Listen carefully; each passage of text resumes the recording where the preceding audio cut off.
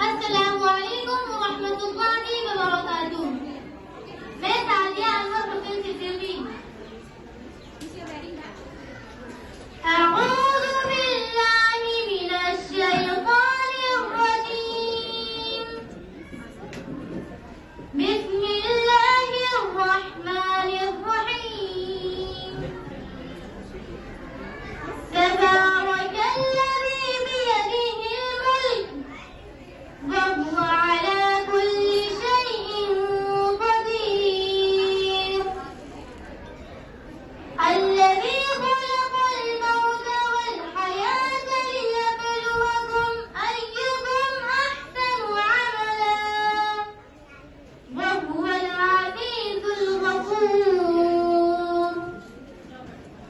الذي خلق سبع سماوات طباقا ما ترى في خلق الرحمن من تفاوت فارجع البصر هل ترى من فطور ثم ارجع البصر كرتين ينقلب إليك البصر خاسئا وهو حسير.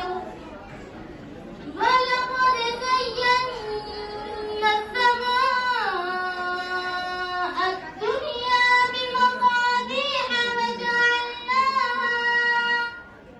وجعلناها رجوما للشياطين وأعتدنا لهم عذاب السعير. وللذين كفروا بربهم वादियों के मशवरे हैं आसमानों में। जरा देख उसको जो कुछ हो रहा है, होने वाला है। जरा देख उसको जो कुछ हो रहा है, होने वाला है। धरा क्या है भला अहदे कफन के दास्तानों में। ये खामोशी कहाँ तक लज्जते फरियाद पैदा कर, ये खामोशी कहाँ तक लज्जते फरियाद पैदा कर। जमीन पर तू और तेरी सदा हो आसमानों में। न समझोगे तो मिल जाओगे ऐ हिंदुस्तान वालों, न समझोगे तो मिल जाओगे ऐ हिंदुस्तान वालों। तुम्हारी दास्तां तक न होगी दास्तानों में। अब मैं यहाँ पर बुलाना चाहूंगी अफीफा को, वो आए और अंग्रेजी जबान में तकरीर पेश करें। Afifa. Warahmatullahi wabarakatuh. I am Hanafifa Zahir Ahmad from Standard 10 and I wish you all a very happy Independence Day. I would like to thank our principal, supervisors and teachers for providing me this wonderful opportunity to express my views and thoughts on this great and glorious occasion. We are celebrating today the 76th Independence Day of Bharat from British colonial rule, which had lasted for around 150 years. And hence, on this day, I would like to salute to the bravery and spirit of our freedom fighters and the jawans who laid their life on the borders for their motherland. अपने खून से देश की सरहद को सींचते हैं हम, हर रोज मौत और तूफानों से खेलते हैं हम, दुश्मनों के मंसूबों पर पानी फेरते हैं हम। मेरा देश महफूज रहे इसीलिए हर दर्द झेलते हैं हम। I would also like to pay my respect to all those farmers, teachers, doctors, scientists, policemen and every community helper who has contributed in building up this country into a great nation. A message to reevaluate our identities, a call to everyone to reflect upon our priorities in society. What are we first? Bani Adam means a human first, or all those political identities based on the factors which were not chosen or decided by us, such as race, gender, caste, class and religion. Who or what should we be loyal to? To all those political identities created in this world by different groups and communities of people and stamped on us, or only that one single identity which God has created us with. Interconnections among different groups and communities in India have been persistently plugging in the society for last many decades. Religious leaders have started playing an active role in politics and governmental decision making. Pompous show of celebration of religious festivals and strong sentiments to assert religion religious identities in every sphere of life, has started making serious inroads into public life. Hence, people have become intolerant toward each other due to these religious identities. We should not forget that even after partition of Pakistan, based on two religion and two nation theory, India on the eve of Independence Day decided to establish a secular state with its own characteristic of religious tolerance, liberty and equality. Secularism in India is a way of life in a country where there are at least 12 religions, over 300 castes, over 4,000 subcastes, over 100 major languages, and more than 300 dialects. For the majority of Indians, religion permits every aspect of life, from commonplace, daily codes, to clothes, food, lifestyle, education, and to politics. Hence, communal politics became an inevitable part of politics in India. With the help of religious leaders, it becomes very feasible for Indian politicians to divide Indians into religion-based groups and create their vote bank. We all can see that our religious leaders, instead of teaching us honesty, truthfulness, tolerance, simplicity, and kindness for all humans, brainwashing us to be aggressive and intolerant toward those who do not belong to our faith, resulting into communal hatred, discrimination, and violent clashes. Do we Bani Adams deserve this? Think, who are you first? Before it becomes too late, we must reflect on these questions. Before it becomes too dangerous for future generations to survive in this poisonous air of hatred, we must ask ourselves, aren't we humans first? ये नफरत बुरी है न पालो इसे, ये नफरत बुरी है न पालो इसे, दिलों में खर्च है निकालो इसे, न तेरा न मेरा न इसका न उसका, न तेरा न मेरा न इसका न उसका, ये वतन है सबका बचा लो इसे, ये वतन है सबका बचा लो इसे. Thank you. Translation: The pillars of Islam narrated Ibn Umar radiallahu anhu that the Prophet sallallahu alaihi wasallam said, Islam is based on 5 principles. First, to testify that La ilaha illallah wa anna Muhammadan Rasulullah. There is no God but except Allah, and Muhammad, peace be upon him, is the messenger of Allah.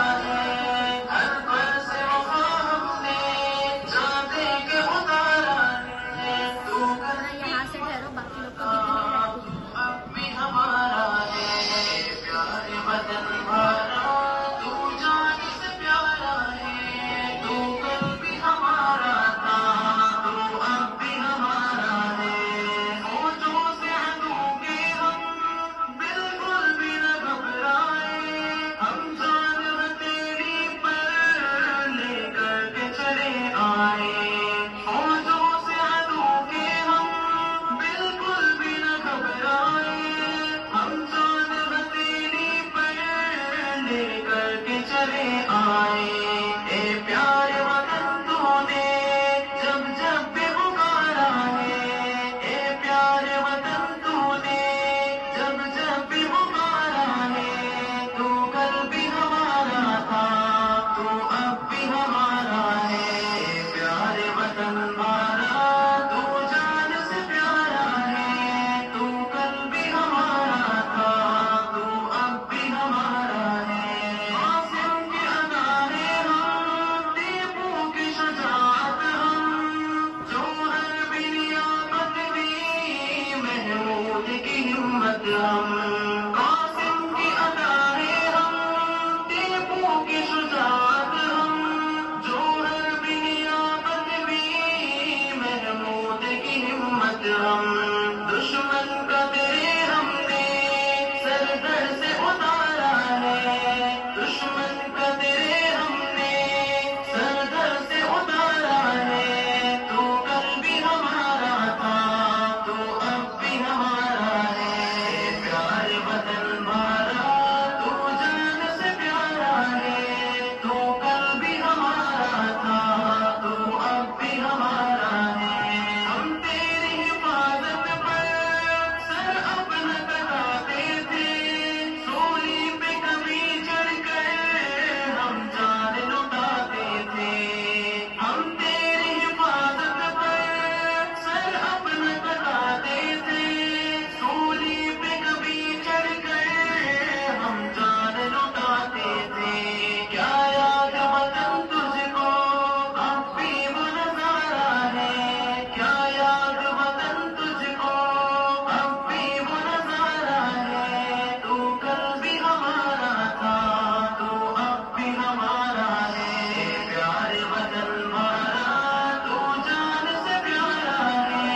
तू कल भी हमारा था, तू अब भी हमारा है। जाफर वो हुसैन अहमद है नाज हमें जिस पर, दुश्मन के कभी आगे जाफर वो हुसैन अहमद है नाज हमें जिस पर, दुश्मन के कभी आगे जिसने न झुकाया सर। हंसते हुए जेलों का हर लम्हा गुजारा है। हंसते हुए जेलों का हर लम्हा गुजारा है। तू कल भी हमारा था, तू अब भी हमारा है। प्यारे वतन हमारा, तू जान से प्यारा है। तू कल भी हमारा था, तू अब भी हमारा है। रहमतुल्लाहि व बरकातुहू। मेरा नाम शेख उस्मा परवीन हैदर अली है। मैं 9वीं जमात की तालिबा हूँ। मौजूद सदर साहब, तमाम असातिज़ाए करीम और मेरे हम नशीन साथियों, मेरी तकरीर का उन्वान है यौम आज़ादी। हिंदुस्तान 15 अगस्त 1947 को आज़ाद हुआ था। अंग्रेजों ने हिंदुस्तान को लगभग 200 साल तक गुलाम बनाए रखा। यहाँ के राजा महाराजा एक दूसरे के खिलाफ थे, वो आपस में झगड़ रहे थे। बहुत से राजा अवाम को जुल्म व सितम कर रहे थे। ये अवाम भी बादशाहों के खिलाफ थी। जब ये जुल्म व सितम ज्यादा हो गए तो हिंदुस्तानियों के दिल में आजादी हासिल करने का जज्बा पैदा हुआ और 1857 में हिंदुस्तानियों ने अपनी पहली जंग आजादी लड़ी, जिसको अंग्रेजों ने गदर का नाम दिया।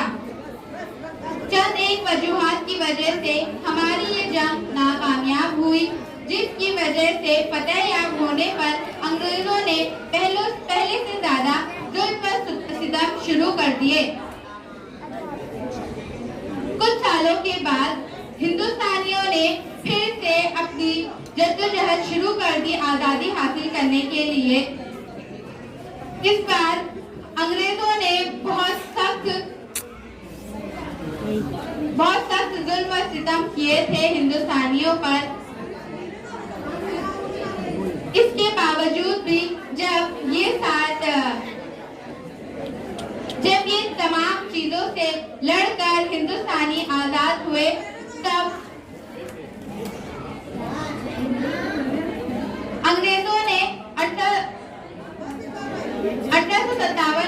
जुल्म किए थे, जिसकी वजह से हिंदुस्तानियों में ये जज्बा बहुत सालों के बाद पैदा हुआ था।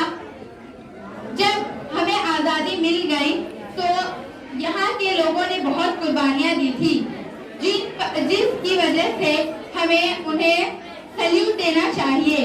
लेकिन आजकल लोगों ने बहुत फिरका परस्ती आम कर दी है। जो लोग फिरका परस्ती को हवा देते हैं, हमें उन्हें खत्म करना चाहिए। हमें अपने हिंदुस्तान की बुराइयों को दूर करना चाहिए। बहुत बार ऐसा होता है कि हर जगह मुस्लिम हिंदू के नाम पर फसादात होते हैं। हमें इन सारी चीजों से दूर होना चाहिए और हमें ये खत्म करने की कोशिश करना चाहिए। आखिर में अल्लाह ताला से दुआ है कि हमें अपने हिफ्ज़ व ईमान में रखे और हमें खैर व भलाई के रास्ते पर चलाए। अस्सलामु अलैकुम व रहमतुल्लाहि व बरकातुहू।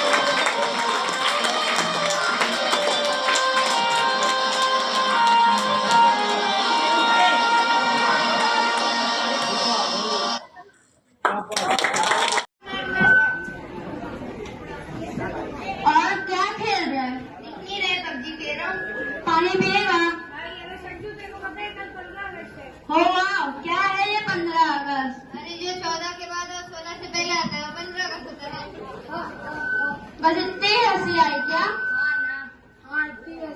ये क्या था? वैसे 15 अगस्त है क्या? हाँ मालूम, गणतंत्र दिवस है।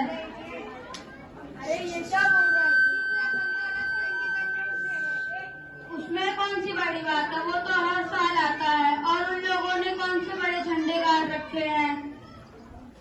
अरे ऐसा क्या होता है? इंडिपेंडेंस से इंडिया पहले जैसा था अब तक वैसा। और सबसे पहली बात, मुझे इन सब चीजों में बिल्कुल इंटरेस्ट नहीं है। मेरी लाइफ सीधी चल रही है, मैं खुश हूँ। ये सब चीजों के लिए मेरे पास बिल्कुल टाइम नहीं है, प्लीज। ठीक है, वैसे मैंने सोचा था कल वैसे भी छुट्टी है, तुम लोग को एक जगह ले जाना चाहता हूँ। हाँ तो चलो, हमने कब ना बोला। खाना खाने तो मिलेगा ना? एग्जैक्टली। Max museum. हाँ, अपने हाईवे के पास एक मैक्स म्यूजियम खुला है, बहुत चर्चा है उसके बारे में। अरे पर टाइम देखा है, 8 बज रहा है। हाँ तो 9 बजे तक खुला रहता है, अपने पास टाइम है। हाँ तो चलो, फिर देर किस बात की है? 9 बजे बंद हो जाएगा, उसके बाद जाएंगे। अरे देखो, भूख ना लगे तो तू अपना खाना मेरे को दे दे। इसकी सुई तो खाने पे ही अटकी है। तुम लोगों को चलना है कि नहीं बोलो, 8 बज रहा है। चलो चलो।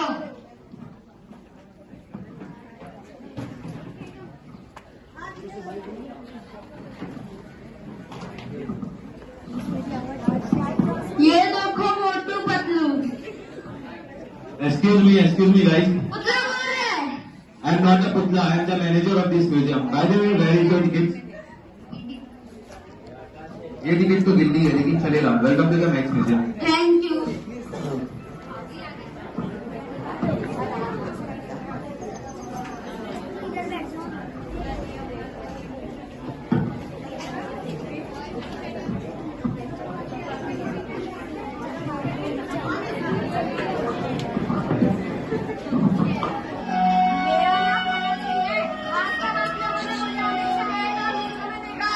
लेकिन आज मैं आप सबके सामने आया हूँ। आइए, मेरी 10 साल की उम्र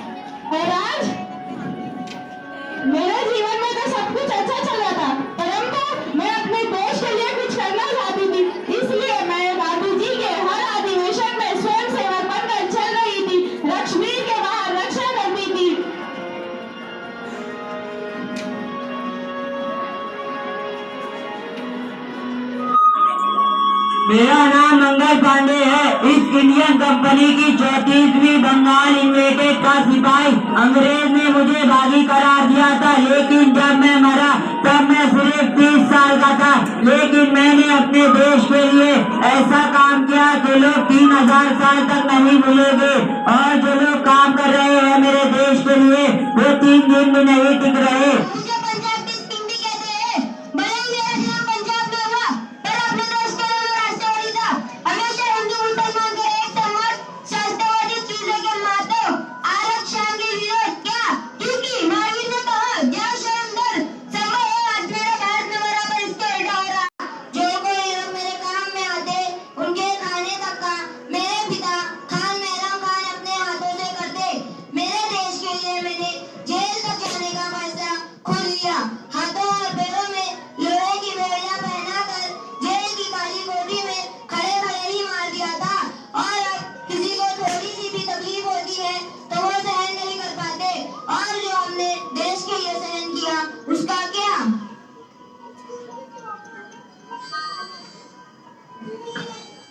मेरे प्यारे भारतवासियों, कैसे हैं आप सब। मैं हूं आपका प्यारा बापू। आप लोग ने ही मुझे राष्ट्रपति बनाया। इंग्लैंड से लॉ की पढ़ाई करने के बाद मैं साउथ अफ्रीका गया। वहां जाके मैंने काले लोगों को अधिकार दिलाने के लिए सत्याग्रह का प्रयोग किया। भारत आकर मैंने देखा अंग्रेज भारत के ऊपर अत्याचार कर रहे थे। इसके सामने मैंने क्या सत्य और अहिंसा से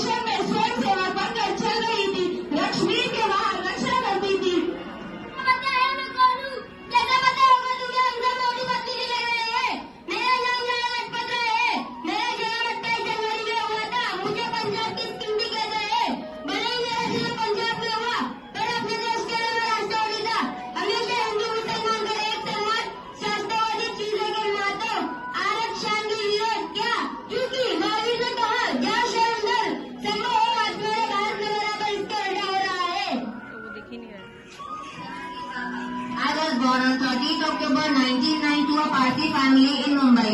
My father was Jahangir Harmozji Baba, a lawyer. I was known as the great Indian nuclear physicist. My first scientific paper was the absorption of cosmic radiation. This paper helped me to win Isaac Newton Lectureship in 1934. I was the first chairperson of Indian Atomic Energy Commission in 1948. I was awarded the Nobel Prize in Physics in 1951 and also the Padma Bhushan in 1954, the third highest civilian award in India. आती है, आज भी हमारी एक चाहत होनी चाहिए, वह है मरने की चाहत, ताकि भारत जी सके। खून ही सिर्फ आजादी का, आजादी ही खून की सिर्फ खून ही आजादी का। तुम मुझे खून दो, मैं तुम्हें आजादी दे दूंगा। चलो लाल किला, झंडा फहराएंगे, जय हिंद, दिल्ली चलो।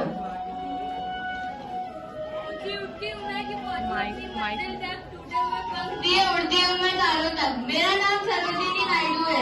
मेरे मिशन तक पहुँचने के लिए मैं केवल आगे बढ़ती रहूंगी।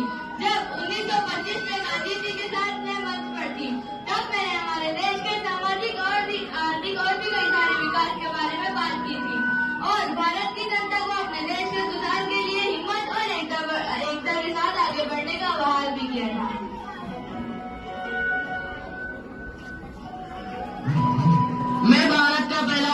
प्रधानमंत्री पंडित जवाहरलाल नेहरू, आप सभी मुझे प्यार से चाचा नेहरू के नाम से भी जानते हैं। मेरा जन्म 14 नवंबर 1889 को इलाहाबाद के एक कश्मीरी पंडित परिवार में हुआ था। मेरे जन्म भारत की आजादी की लड़ाई में योगदान करने का मुझे अवसर हुआ। भारत जब आजाद प्राप्त हुआ तो मुझे भारत का पहला प्रधानमंत्री बनाया गया। मेरे जन्म दिवस 14 नवंबर को बाल दिवस के रूप में मनाया जाता है। आराम आराम है। मैं खान अब्दुल गफ्फार खान एक मुसलमान परिवार से होकर भी मैंने किसी में भेद न समझा। जो कोई लोग मेरे काम में आते उनके खाने तक का मेरे पिता खान मेहराम खान अपने हाथों से करते। मेरे देश के लिए मैंने जेल तक जाने का फैसला खुद लिया। हाथों और पैरों में लोहे की बेड़ियां पहनाकर जेल की काली कोठी में खड़े खड़े ही मार दिया था। और अब किसी को थोड़ी सी भी तकलीफ होती है तो वो सहन नहीं कर पाते। और जो हमने देश के लिए सहन किया उसका क्या?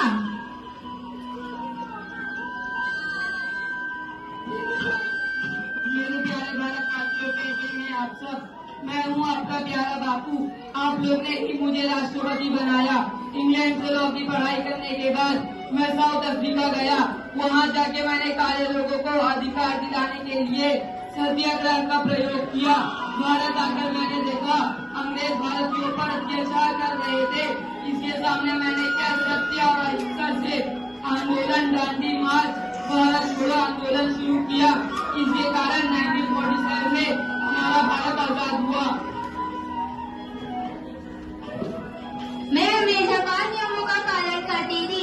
कभी झूठ न बोलना, चोरी न करना, ये विचार न करना, अधिक महत्व न रखना, प्रार्थना करना न भूलना। मैं कस्तूरबा गांधी, मोहनदास करमचंद गांधी यानी गांधी जी की पत्नी। मैं ज्यादा पढ़ना लिखना तो नहीं जानती थी, लेकिन मुझे पता था अपने देश की आजादी के लिए लड़ने वाले गांधी जी के साथ मुझे पूरी तरह खड़े रहना था। और मैं आखिर तक वो की, फिर चाहे वो स्वच्छता के मामले में हो, स्वतंत्रता संग्रामियों के लिए हो। मैं हमेशा भारत को अपने परिवार का सदस्य मानती हूँ। धर्म धर्म विश्वास चलाने वाली मैं कस्तूरबा आज जब भारत को देख रही हूँ तो लग रहा है कि धर्म धर्म के बजाय धर्म और जाति का धर्म मांगा जा रहा है। जन गण मन अधिनायक जय हे भारत भाग्य विधाता। पंजाब सिंध गुजरात मराठा द्राविड़ उत्कल बंगा। विंध्य हिमाचल यमुना गंगा उच्चल जलधि तरंगा। तव शुभ नामे जागे, तव शुभ आशीष मांगे। गाहे तव जय गाथा, जन गण मंगलदायक जय हे भारत भाग्य विधाता। जय हे जय हे जय हे जय जय जय जय हे।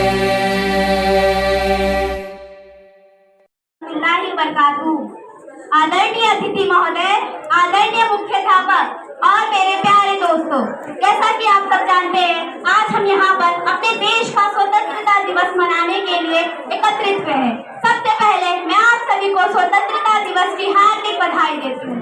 15 अगस्त भारतवर्ष का राष्ट्रीय पर्व है। भारत देश 1857 से 1947 तक ब्रिटिश शासन से स्वतंत्रता संग्राम के लड़ने के पश्चात मुक्त हुआ और एक स्वतंत्र राष्ट्र बना। तभी से सभी भारतवासियों ने इस दिन को स्वतंत्रता दिवस के रूप से बड़े ही धूमधाम और हर्षोल्लास से मनाते हैं। स्वतंत्रता संग्राम की शुरुआत तब हुई जब मंगल पांडे नामक क्रांतिकारी को अंग्रेज अधिकारी ने गोली मारी थी। तभी से संपूर्ण देशवासियों ने उनके खिलाफ आवाज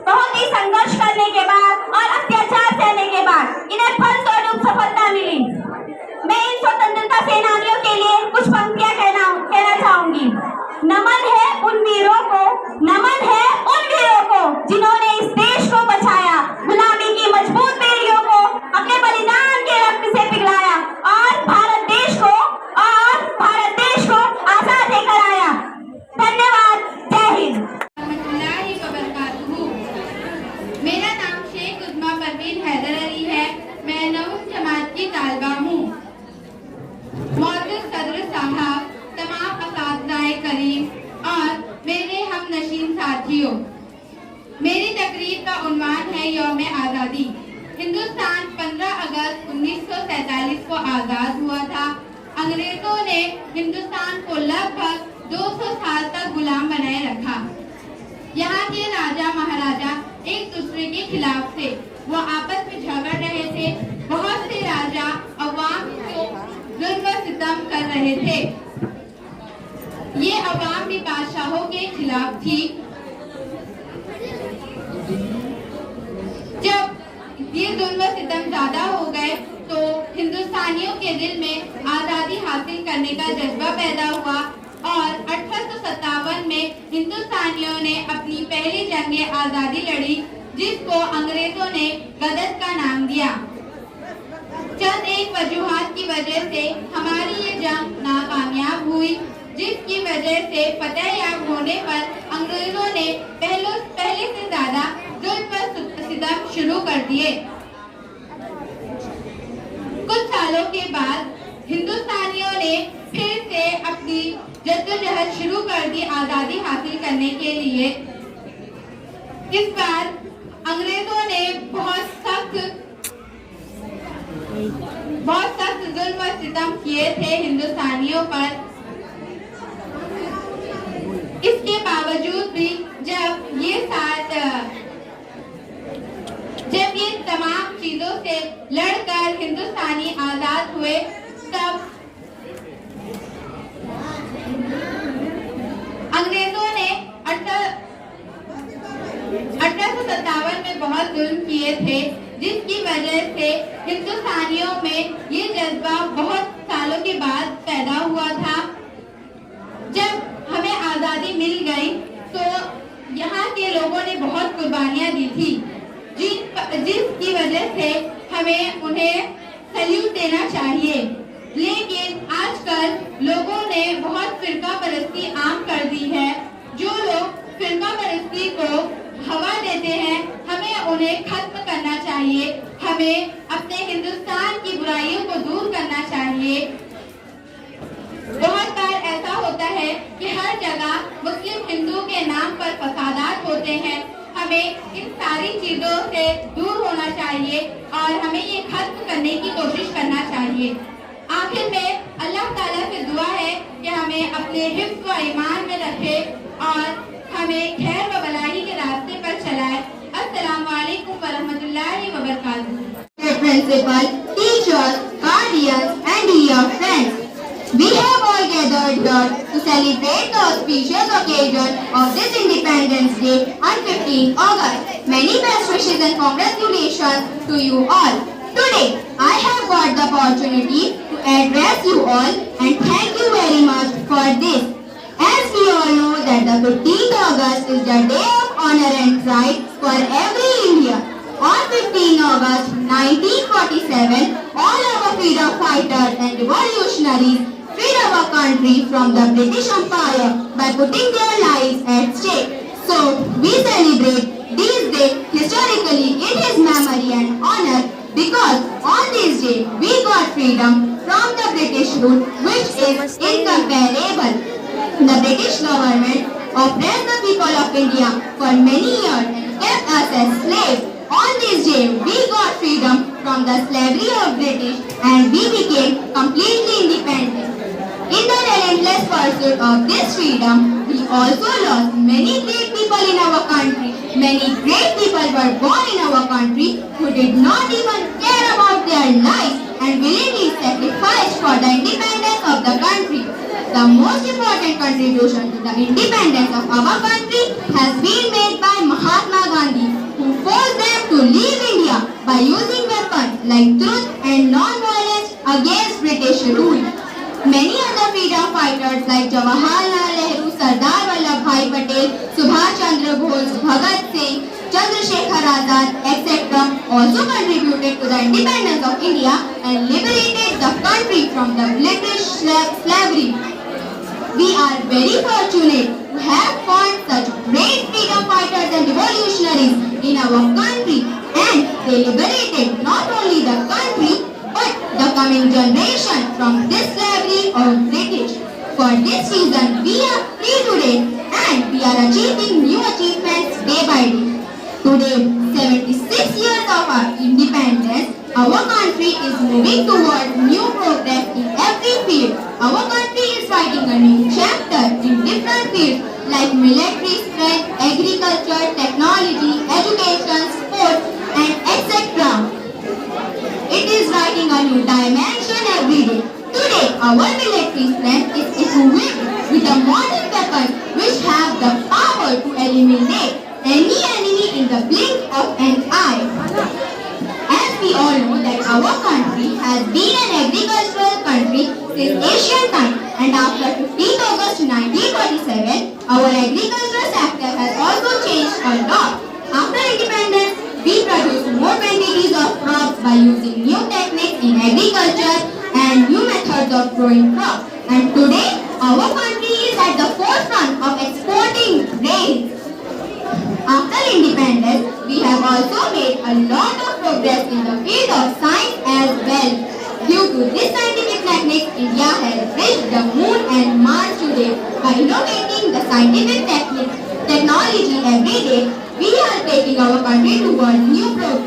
We are adopting science and technology for ourselves. By adopting science and technology in the field of military, agriculture, education and sport, we have been able to make our country as far as progressive countries. On this occasion, while we are discussing the new dimensions of the progress of the country, we should never forget the scene of slavery where our freedom fighters sacrificed their lives for the freedom. Even today, our eyes became moist by remembering those people. In the modern times, we should never forget those revolutionaries because today we are living our lives freely. The credit goes to those people. ये बात हवाओं को बताए रखना, ये बात हवाओं को बताए रखना, रोशनी होगी चिरागों को जलाए रखना, लहू देकर जिसकी हिफाजत शहीदों ने की, लहू देकर जिसकी हिफाजत शहीदों ने की, ऐसे तिरंगे को सदा दिल में बसाए रखना. जय हिंद. Thank you. मित्रांनो, आजच्या स्वातंत्र्य दिनाच्या निमित्ताने मला बोलण्याची मोठी संधी दिल्याबद्दल मी सर्वांचे आभार मानतो. तर दे सलामी या तिरंग्याला, ज्यामुळे तुझी शान आहे. हा तिरंगा नेहमी राहू दे उंच, हा तिरंगा नेहमी राहू दे उंच, जोपर्यंत तुझा जीव आहे. तर सर्वांना माझ्याकडून स्वातंत्र्य दिनाच्या हार्दिक हार्दिक शुभेच्छा. माझे नाव पेटकरबाई मंसूर आहे. मी सलमान फारसी शाळेची 10वी कक्षाची विद्यार्थिनी आहे. आज मी स्वातंत्र्य दिनाच्या निमित्ताने 2 शब्द बोलणार आहे. प्रत्येकाच्या हृदयात देशभक्ती असलेली ही एक उज्ज्वल सकाळ आहे. पण सुमारे 76 वर्षापूर्वी भारत हा स्वतंत्र देश नव्हता आणि ब्रिटिश सरकारच्या आधिपत्याखाली होता. भारताचा छळ करण्यात आला, त्यांना पकडण्यात आले आणि त्यांना बंदी बनवण्यास भाग पाडले गेले. भारताच्या आतल्या रागामुळे काही स्वातंत्र्य सैनिकांचा उदय झाला, ज्यांनी भारताच्या स्थितीबद्दल भारताचा प्रबोधन करण्याची गरज वाटली. त्यांनी स्वातंत्र्य विजयी मिळेपर्यंत भारताला लढत आणि चळवळीमध्ये गुंतवून ठेवले. महात्मा गांधी सारख्या अनेक स्वातंत्र्यवीरांनी स्वातंत्र्य मिळवण्यासाठी अनेक स्वातंत्र्य चळवळ केले. त्यात मीठ मार्च आंदोलन, असहकार आंदोलन आणि सविनय चळवळ कायदे यांचा समावेश आहे. ये बात हवाओं को बताए रखना, रोशनी होगी चिरागों में जलाए रखना, लहू देकर जिसकी हिफाजत हमने की, लहू देकर जिसकी हिफाजत हमने की, ऐसे तिरंगे को सरादिल में बसाए रखना. अखेर 15 ऑगस्ट 1947 रोजी आपल्याला ब्रिटिश सरकारच्या हातून स्वातंत्र्य मिळाले. हा दिवस एक संस्मरणीय आहे, ज्यामुळे आपल्याला आपल्या हुतात्म्यांच्या अत्यंत बलिदानाची आठवण होते.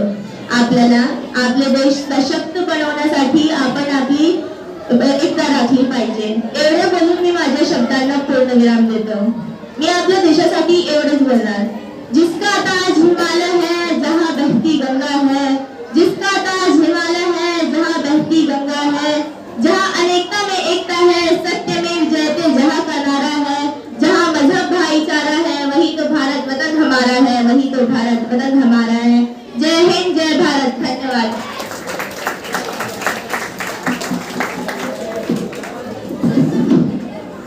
मैं यहाँ पर बुलाना चाहूंगी country India. School and college arrange different culture program with some program on patriotic song. We hoist our national flag and sing our national anthem Jana Gana. We show our grateful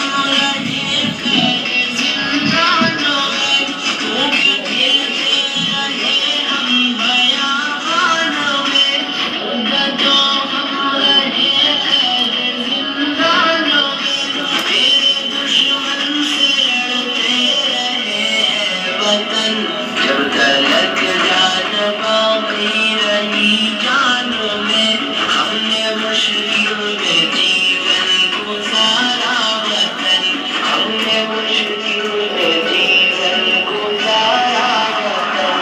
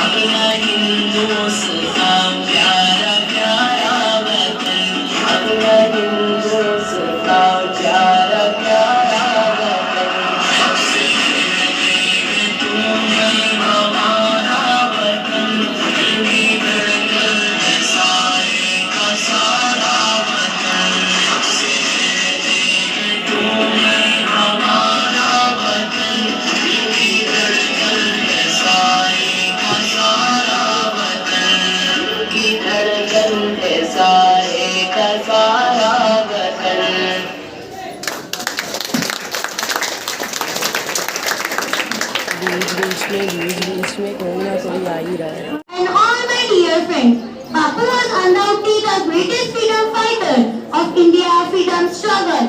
Of course, there was many political leaders, freedom fighters at that time, but Bapu was different. His simplicity and pious thinking made him instantly. He connected the masses. On top of that, his policy of non-violence was an instant hit.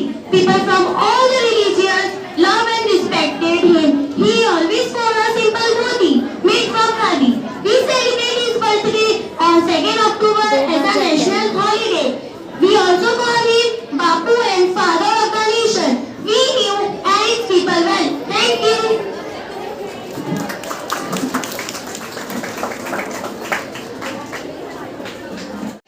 स्वतंत्र दिवस मनाने के उपलक्ष्य में एकत्रित हुए हैं। सबसे पहले मैं बधाई देती हूँ। 15 अगस्त भारत वर्ष का राष्ट्रीय पर्व है। भारत देश 15 अगस्त 1947 को मुक्त हुआ और एक स्वतंत्र राज्य बना। तभी से संपूर्ण भारत देशवासी इस दिन को स्वतंत्र दिवस के रूप में बहुत से धूमधाम और हर्षोल्लास से मनाते हैं। आज झुककर सलाम करें उन्हें जिनकी जिंदगी में मुकाम आया है। किस कदर खुशनसीब है वो लोग जिनका लहू भारत के नाम आया है। स्वतंत्र संग्राम की शुरुआत तब से हुई जब मंगल पांडे नामक क्रांतिकारी को ब्रिटिश शासन के अंग्रेज अधिकारी ने गोली मारी थी। तभी से संपूर्ण भारत देशवासी अंग्रेजों के खिलाफ आवाज उठाए। हमें और हमारे देश को ब्रिटिशों से ये आजादी इतनी आसानी से नहीं मिली थी।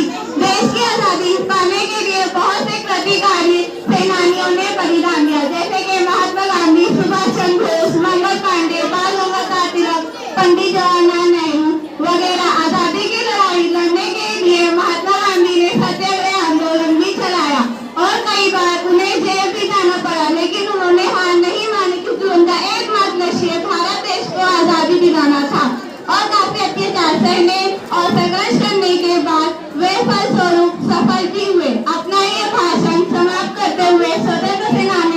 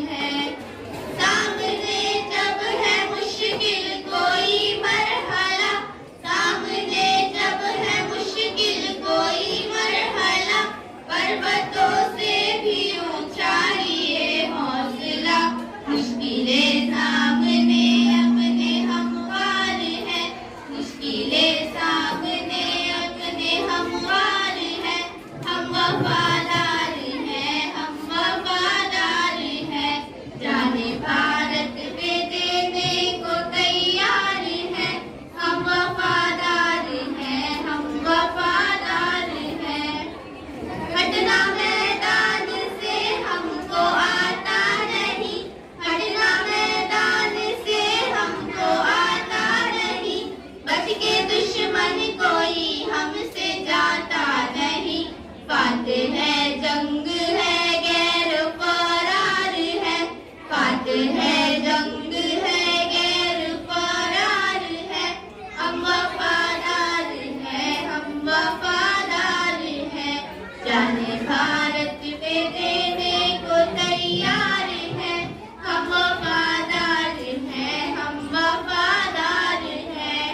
इसकी आदिल जमाने में अजमत रहे, इसकी आदिल जमाने में अजमत रहे, कारिकास के भारत सलामत रहे, अपनी तहजीब के हम तरफदार हैं, अपनी तहजीब के हम तरफदार हैं, हम वफादार हैं, हम वफादार हैं, जाने भारत पे देने को तैयार हैं, हम वफादार हैं, हम वफादार हैं, जाने भारत पे देने को तैयार हैं, हम वफादार हैं, हम वफादार हैं, हम वफादार हैं, हम वफादार हैं। प्रोग्राम मुनक़्क़िद किया और हमारी मुअल्लिमात ने जो तरतीब दिया और जिस तरह इन्होंने बच्चों को उनके मेयार और मुस्तवा के एतबार से प्रोग्राम मुरतब किया, वो काबिल तहसीन है और आप लोगों को काबिल मुबारकबाद है। इन्होंने शहबारों को बड़े ही खुशबूरी से तैयार किया और उन्हें इस लायक बनाया कि स्टेज पर आकर के कुछ बोल सकें। अल्लाह ताला आप लोगों की ये मेहनत कबूल फरमाए और इसका बेहतरीन बदला दे, आमीन। मोहतरम हज़रात, आज़ादी के 76 साल बाद हिंदुस्तान दुनिया का सबसे बड़ा जमहूरी मुल्क बन गया है। 1942 में भारत छोड़ो तहरीक में शिद्दत आई। उस वक्त दूसरी आलमी जंग भी जारी थी, इसमें बरतानिया का काफ़ी सरमाया लगा हुआ था। एक तरह से इसकी आज़ादी ख़त्म हो रही थी और ताकत भी कम होती जा रही थी। लिहाजा 1946 के आखिर में तारीख आज़ादी में शिद्दत देखते हुए अंग्रेज़ों ने मुल्क छोड़ने का फैसला किया और 18 जुलाई 1947 को कानून आज़ादी हिंद मंजूर किया गया। 3 अगस्त को रेडिकल खत खींचा गया और 15 अगस्त को आज़ादी मिल गई। जो जहाज आज़ादी में नुमाया किरदार अदा करने वाले लीडरों ने जैसे महात्मा गांधी, मौलाना अबुल कलाम आज़ाद, पंडित जवाहरलाल नेहरू, सरदार वल्लभ भाई पटेल, सुभाष चंद्र बोस, डॉक्टर राजेंद्र प्रसाद और सरोजिनी नायडू वगैरह ने फैसला किया कि आज़ादी के बाद हिंदुस्तान एक जमहूरी मुल्क बनेगा जहां अवाम की हुकूमत अवाम के जरिए मुंतखब होगी। यौम आज़ादी के खुशी के मौके पर हम लाल किला पर तिरंगा लहराते हैं। इसलिए ये 1857 की बगावत में लाल किला को बतौर हिंदुस्तानी शनाख्त इस्तेमाल किया गया। ये किला जद्दोजहद आज़ादी का निशान बन गया था। इसके करीब बहुत सी जंगें लड़ी गईं और बहुत से लोगों ने अपनी जान कुर्बान की। इसीलिए आज़ादी मिलने के बाद उन कुर्बानियों को याद करने के लिए लाल किला पर तिरंगा लहराया जाता है। आपने देखा होगा लाल किला पर जो तिरंगा वज़ीर आज़म लहराते हैं, ये उसी कुर्बानियों का नतीजा है। मतलब हज़रात, आप लोग आपके मुबारकबाद हैं कि अल्लाह ताला ने आपको तौफीक दिया है कि अपने बच्चों को ऐसे स्कूल और इदारे में दाखिला दिलाएँ जहाँ पर बच्चों की तालीमी नशोनुमा के साथ उनकी दीनी और इस्लामी तरबियत का मुकम्मल ध्यान रखा जाता है। हमारी मुअल्लिमात और साथिया बच्चों की वज़ाक़ता दुरुस्त कराने में गैर मामूली जद्दोजहद करते हैं। हमारी ख्वाहिश है कि तलबा तालिबात अच्छे अखलाक और किरदार के हामिल बनें, अपने अंदर दीनी मिजाज पैदा करें, गलत और गंदी आदतों से कोसों दूर रहें। इस सिलसिले में मैं अपने सरपरस्तों और बच्चों के वालिदैन से दरख्वास्त करता हूँ कि आप स्कूल इंतजामिया का साथ दें, नज़्म व नस्क बनाने में भरपूर ताउन करें ताकि हमें अपने मकसद की तकमील में कोई वक्त के लिए परेशानी न हो। मैं अपने मुंतज़मीन मुल्ज़िमात और स्टाफ से दरख्वास्त करता हूँ कि हमारे बच्चों के सरपरस्तों और वालिदैन से हमेशा खंदा पेशानी से मिलें, उनकी बात गौर से सुनें और इसका मुनासिब हल और मुस्बत रद्द-ए-अमल का इज़हार करें। बच्चों की तरबियत बहुत अहम काम है और वह आसान नहीं है, लिहाजा हमें उनकी तरबियत में अपने अखलाक का किरदार अदा करना होगा। सीरत नबवी और सीरत सहाबा और सहाबियात की रोशनी में अमल पैदा होना होगा। आप लोग समाज के मेहमान हैं। आप हज़रात सिर्फ बच्चों की तरबियत नहीं करती बल्कि आप पूरे समाज और माशरे की तशकील देती हैं, इसलिए आपकी जिम्मेदारी बढ़ी हुई है। इसलिए आपको मुरब्बी कहा जाता है। आपका मकाम इस लिहाज से और बढ़ा हुआ है। मैं अपने नौनिहाल बच्चों से बहुत ही प्यार से और अपनायत के साथ दरख्वास्त करता हूँ कि आप लोग इस चंदस्तान के वो कलियाँ हैं जिसे माली ने बड़ी हिजा फिजानी के साथ आबियारी की है और उसकी ख्वाहिश है कि हर गली से ऐसे फूल निकले जो पूरे बाग को अपने खुशबू से मुअत्तर कर दें। लिहाजा आप अपने आप को अच्छे किरदार, बेहतरीन अखलाक और खूबसूरत वज़ाक़ता का पैकर बनाएँ। आप अपनी सलाहियतों के ज़रिए अपने घर और समाज इस मुल्क का नाम रोशन करें। आप अपना मकसद और मंजिल अभी से तय करें। आप समाज के लिए और मुल्क के लिए क्या कर सकते हैं, उसी मकसद को हासिल करने के लिए भरपूर जद्दोजहद कीजिए और अल्लाह ताला आपके अंदर वो सलाहियतें अता है, अल्लाह ताला ने वो सलाहियतें अता की हैं, बस आपको उसे इस्तेमाल करना है। इसके लिए सख्त मेहनत की ज़रूरत है। आखिर में अपने तलबा और सरपरस्तों से कहना चाहता हूँ कि स्कूल इंतज़ामिया की तरफ से बच्चों की तालीम और तरबियत के लिए अच्छे इंतजाम किए हैं, लिहाजा उससे फ़ायदा उठाएँ। स्कूल की लाइब्रेरी, कंप्यूटर लैब और यहाँ के मौलूमात और साज़ा तमाम वक्त मुहैया हैं। आप उनसे सीखने, अपने खारजी और गैर दरसी किताबों के मुताले की आदत डालें और बिला वजह वक्त ज़ाय ना करें। इसी तरह मैं नहीं समझता हूँ कि प्री प्राइमरी और प्राइमरी के बच्चों को और बल्कि 10वीं तक के बच्चों को ट्यूशन या क्लास भेजने की ज़रूरत है। स्कूल के अंदर बच्चों को सीखने का इंतज़ाम रहता है, बस आपको फ़ायदा उठाना चाहिए। ट्यूशन या क्लास के शौक़ में वक्त बहुत ज़ाया होता है।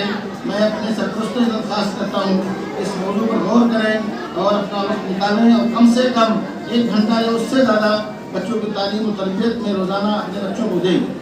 उसके बाद उसका रिजल्ट देखें, इंशाअल्लाह इसका रिजल्ट बहुत अच्छा होगा। मतलब हज़रात, सलमान फारसी उर्दू व इंग्लिश मीडियम स्कूल सरजमीन मुमरा मौसा के अंदर अपनी बेसरोसामई के साथ तालीम के नशोशात में अपने गैर मामूली जद्दोजहद के साथ रवाना है। साल गुज़श्ता से स्कूल इंतज़ामिया ने यहाँ पर शोबे किफ़ालत दारुल-ऐताम कायम किया है, यतीम बच्चों की किफ़ालत, जिसमें इस वक्त तकरीबन 42 तलबा और तालिबात ज़ेर तालीम हैं। ये हॉस्टल का इंतज़ाम नहीं हो सका है, लेकिन मुस्तक़बिल में इस मौजू पर इंशाअल्लाह गौर किया जा रहा है। यतीम बच्चों की तालीम और उनकी दीगर अखराजात स्कूल इंतज़ामिया खुद बर्दाश्त करता है। एक यतीम बच्चा तालीमी तकरीबन एक यतीम बच्चे के ऊपर सालाना जो खर्च है तकरीबन 28,000 रुपये आते हैं। यतीम बच्चे की किफ़ालत के ताल्लुक से हदीस में बहुत फजीलत आई है कि जन्नत में यतीम की किफ़ालत करने वाला अल्लाह के नबी सल्लल्लाहु अलैहि वसल्लम के साथ ऐसे ही रहेगा जैसे शहादत की उंगली और उसके साथ की उंगली रहती है। अल्लाह के नबी सल्लल्लाहु अलैहि वसल्लम फरमाया काना मुकाफिल ऐताम की फिल जन्नत खाते हैं, जन्नत में मैं और यतीम की किफ़ालत करने वाला जन्नत में ऐसे रहेंगे। यतीम बच्चों की किफ़ालत बहुत बड़ा अजर है। लिहाजा अगर हम में से कोई भी सरपरस्त या जो भी चाहते हैं कि बच्चों की किफ़ालत के ताल्लुक से वो स्कूल ऑफिस में मिलें और उनसे रब्ता कर सकते हैं। मैं स्कूल सलमान फारसी स्कूल के ये इदारा आप जानते हैं कि आपके गैर मामूली ताउन का मुहताज है। अभी बच्चों की सहूलत के लिए स्कूल इंतज़ामिया है, कोशिश कर रहा है कि इंशाअल्लाह बच्चों की क्लास की तोसीक की जाए, उनके लिए दूसरे सहूलियात मुहैया किया जाए। लेकिन ये एक टीम वर्क है और टीम वर्क में एक आदमी ये उनकी बस की बात नहीं है। इसमें एक तमाम लोगों को मिल करके हिस्सा लेना पड़ेगा और उसके लिए आगे बढ़ने पड़ेगा, जिससे जो ताकत हो वो आकर के उसमें हिस्सा ले और इस कार्य खैर में आगे अपना इस कार्य खैर में हिस्सा लेकर के इस मिशन को आगे बढ़ाए। सलमान फारसी स्कूल ये एक मिशन है, एक तालीमी मिशन है। और इंशाअल्लाह जो उम्मीद है उमरा कौसा के अंदर अपने नौइयत का सलमान फारसी स्कूल जहाँ पर दीनी और असली दोनों इंतज़ाम है, दोनों तालीम का बंदोबस्त है, ऐसा आपको बहुत ही कम मिलेगा। लिहाजा इस कार्य खैर में आप लोग जितना आपसे ताकत हो सकता है हिस्सा लें। हमारे पास इसके अलावा यतीम बच्चों के अलावा गैर मुस्तरी तलबा भी हैं जिनकी फीस माफ़ है और जिसकी जिम्मेदारी स्कूल इंतजामिया करती है। तो ये कार्य खैर ये एक बहुत बड़ा काम है। तो आदमी जिससे जितनी ताकत हो सके गाँव में, दिल में, स्कूल में जितना हो सकता है आदमी उसमें हिस्सा ले। और इंशाअल्लाह जितना आप खैर करेंगे, जितना भलाई करेंगे, वो आपके लिए इंशाअल्लाह वो सदक़े जारिया बनेगा। इन्हीं चंद बातों पर अपनी बात को ख़त्म करता हूँ और मुझे उम्मीद है कि अल्लाह ताला इस मिशन को मज़ीद और आगे बढ़ाएगा। आप लोग इंशाअल्लाह हमारा साथ देंगे।